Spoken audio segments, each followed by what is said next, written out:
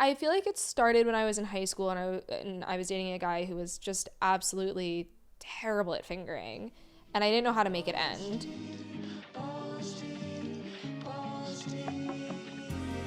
So you know how there's this like firm belief that you should never fake an orgasm? Yeah. Turns out you should. Why? Sometimes. Why? Have you ever faked one? You must have. It's not that I faked an orgasm. It's that I don't know if we talked about this off or on the pod, but the idea that making noises during sex is performative. Mm-hmm. And I know that it feels better for me when it's kind of tricking myself into like getting all hot and horny, and it also feels good for a guy. But I think that I ramp it up more than I even know that I am. So it's not like faking an orgasm, but faking your own pleasure. It's even? like I'm trying to trick myself into it. Yeah. Have you faked an orgasm? Absolutely. I faked every single orgasm I had until I was like 19. So you were like, when they came, like, how did you do it? No, like, just whenever felt right. We'd be eating dinner and I would fake an orgasm. yeah. We were out to lunch and I was like, ooh, that was great. You were all like, thank you. No, I feel like it started when I was in high school and I was dating a guy who was just absolutely terrible at fingering. And I didn't know how to make it end because I didn't want to be like, this is terrible, right, because that felt worse than any other option. His dick would fall off if you said that to him. Yeah, he was like, he's like a 17-year-old boy, like, and I wasn't about to be like, that feels like sandpaper. So instead I was like, thank you. I loved that. And I feel bad about it because I'm sure that he did that to another woman, and he also did. Ooh, thank you. I love that. I was like, let's have more in a few weeks. So delicious. After, and I don't want to spoil my appetite. File the sanding down. Yeah, I was like, I need to regrow my labia actually before we can do this again. Are you on your period? Actually, my body's just rejecting you. So yeah, I've definitely faked orgasms.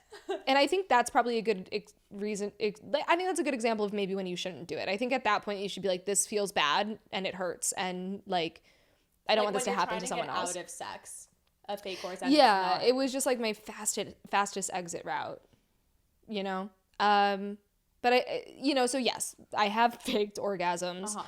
And I think in general, like, we know that if you're in a relationship especially, I think it's a better idea to communicate and start setting those like things in motion so that you can both have pleasurable sex. Like, the orgasm gap does exist, and you as a woman or female identifying person or whoever, everyone deserves to orgasm. Yeah, and men are stupid and don't know shit about the female orgasm, so if you tell them that's what it looks like, yeah, they don't know, and all they're watching is porn, and so like, if you just do what you see in porn, they're gonna believe you. Yeah, like, that's all I did. I was like, I just made the faces and moved my body a bit, and they were like, that is you made your eyes roll to the back of your head. Yeah. Or I would just say like, I'm orgasming, and they were like, that's it, orgasm complete. And they were like, we did it fellas, high fives all around. Okay, so tell me why it's good. So there are situations though where you should feel okay with faking an orgasm. Okay. So the first one is exactly what you were saying, and it's for personal pleasure. So people who have hypertonic pelvic floors or vaginismus or like a variety of other different things, anything that makes it more difficult for you to orgasm, sometimes it's just not in the cards for you, and it's not going to be in the cards for you. But faking pleasure can actually increase your own pleasure. Fake it till you make it, bitch. No, literally. It's like how smiling will make you happier. Exactly. Laughing will like make you feel better as well. Like, all of these different things, sex is no different. So one person said, the stimulation of hearing my own moans combined with the act of writhing around on the bed brings me far more pleasure than telling my partner that I don't think I'm going to orgasm. And I think in that situation, it's like, yeah, of course, like, just pretend to enjoy it, and it will actually increase your pleasure. Yeah. Which is really cool. Okay, woo. So, first of all, you were doing it the right way. It's nice to hear this. Keep going. So the other time, there are three things. So the second one is if you're doing it for your partner's pleasure. Okay. So faking it can boost your partner's ego. And sometimes I think, like, I think this is not a solution to do every single time, but sometimes it's just like the nice way of being like, you should feel good about what you're doing. You've put in a lot of effort here. It's not that you're doing something wrong. It's just like, it's not happening for me today. But you don't need to know that. You're right. You should feel good about the work you've put in. Yeah, no, that's nice. Give him like a W. So Dr. Le Miller says that by enhancing your partner's pleasure, you're actually able to create a more positive sexual experience for both partners, and it can bring you guys closer together. So sometimes it's okay to fake an orgasm just for them as a little treat on their birthday. Aw. Yeah. Yeah. It's really sweet. Yeah, fake that fucking orgasm on his birthday. Yeah. He has a loss in his life, you fake that orgasm. Exactly. Yeah, if his grandma died, fake an orgasm. Dog died, fake an orgasm. Got a C on a paper, orgasms. A C? Really? Yeah. Okay. No, yeah. No. Yeah. Well, a C is like, you tried. Yeah, but you didn't try enough. Which is similar to what's happening right now. Yeah, a C is a fake orgasm. Yeah, exactly.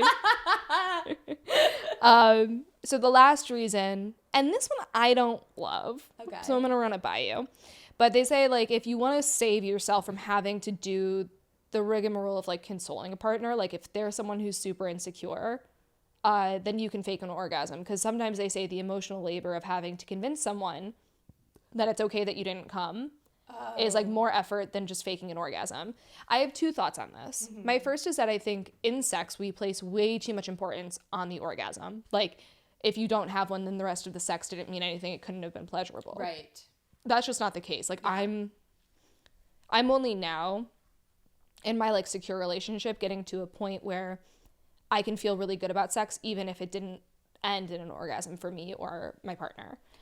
And that took a really long time to get there because I do feel like I'm a goal-oriented bitch. I want to see an orgasm, How okay? How often do you orgasm, do you think? Like almost all the time. Okay. That's so, what I thought. Yeah, no, like, I mean, because we both make it a priority. Like, I want him to come, he wants me to come. You're very invested in each other's pleasure. Exactly. But obviously, but there are some days when he doesn't come and you don't come. There are some days where he'll be going down on me for 30 minutes and I'm just not even close. And that's just because, like, my body is feeling this way today. I'm dehydrated, I'm tired, I'm whatever, I'm overworked, whatever. Or he's like, I haven't slept and, like, we just can't. And I think that it can be a thing that you need to work through sometimes to be like, okay, orgasm's not everything. But I also think that if you're faking an orgasm to avoid having to deal with the emotional fallout of your partner feeling not good enough, that's like a weird sign that your partner maybe doesn't know how to handle things well enough. Yeah. And I maybe don't agree with this last example that the article gave. No, I would want to tweak it to be more like the second one where it's like once in a while if you want, you gotta, it's a vibe. Yeah, but if your partner's reaction to you not orgasming is like an adverse emotional fallout, dump them.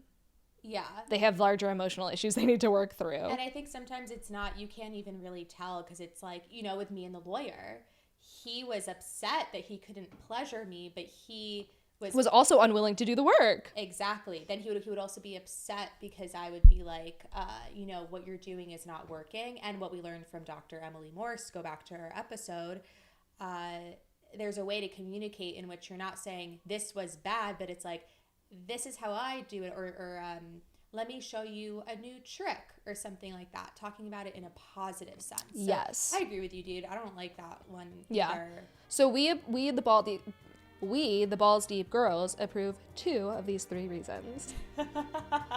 I think that we should have a Bill of Rights.